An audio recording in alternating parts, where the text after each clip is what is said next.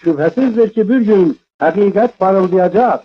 Azatlık esasını, Birleşmiş Milletler prensipini ve insan haklarını tutan taraf galip gelecektir. Bu galibiyet güneşi, Kızıl İstiklal zulmü altında inleyen aziz vatanımızda 1918-28 Mayıs gibi yeniden doğacaktır. Buna katiyen şüphe etmeyiniz vatandaşlar.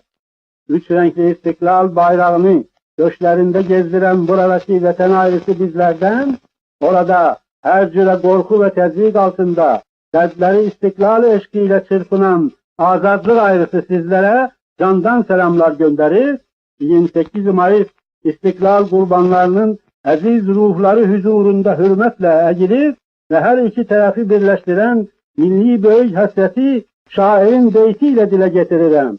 Sen bizimsen, bizimsen, durdukça bedende can, yaşa, yaşa, çok yaşa, ey şanlı Azerbaycan.